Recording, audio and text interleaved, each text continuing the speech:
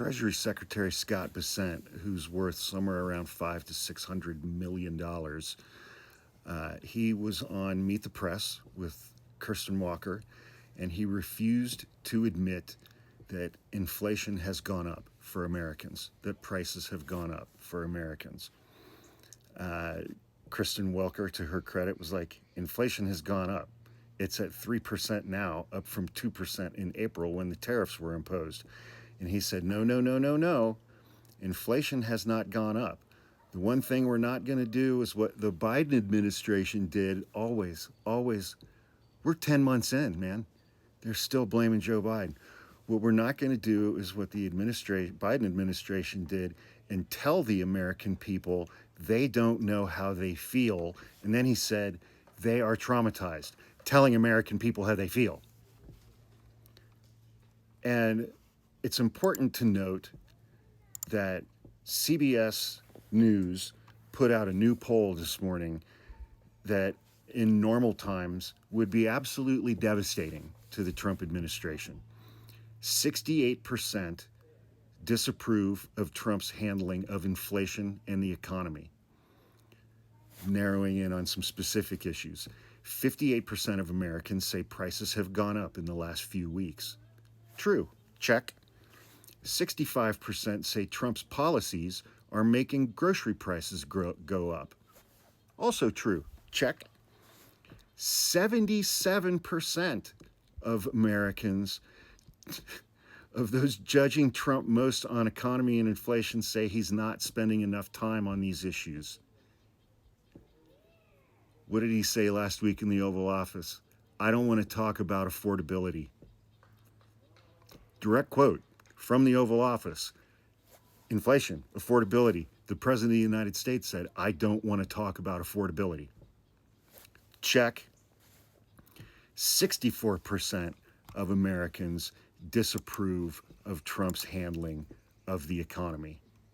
So against that backdrop, the Secretary of the Treasury, despite the fact that there is data out there conclusively demonstrating him to be wrong, says that inflation is not going up.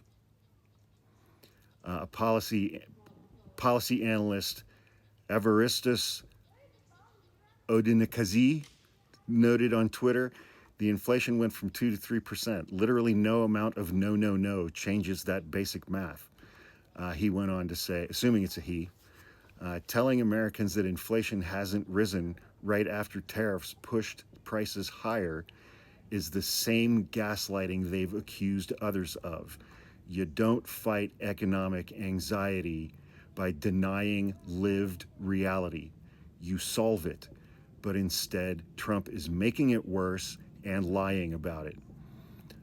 The Bulwark Deputy Digital Director Evan Rosenfeld likewise argued, Trump and Republicans have learned nothing from how badly Joe Biden and the Democrats bungled inflation.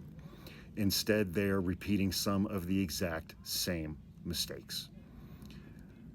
Bessent drew condemnation after offering advice for Americans feeling the pain of Trump's economic policies. Oh, goody.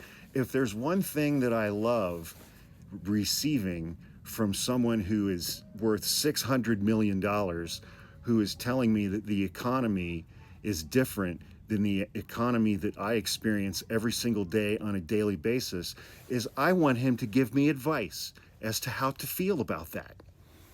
He said, you know, the best way to bring your inflation rate down, move from a blue state to a red state. Blue state inflation is 0.5% higher. Just process that for a second. He lives in a blue state. He earned his millions of dollars by living and working in blue states.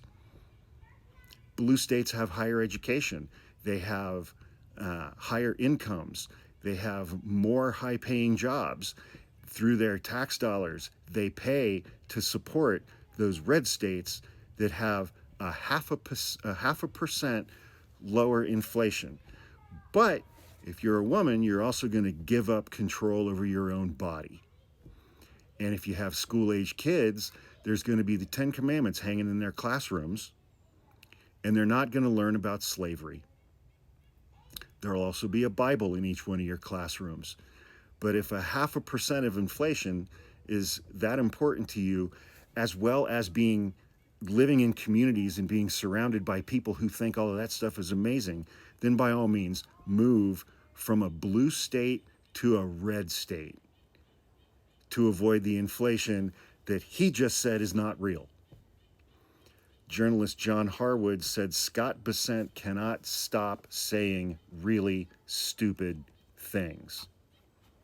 And with that, I will close this video. Jesus Christ.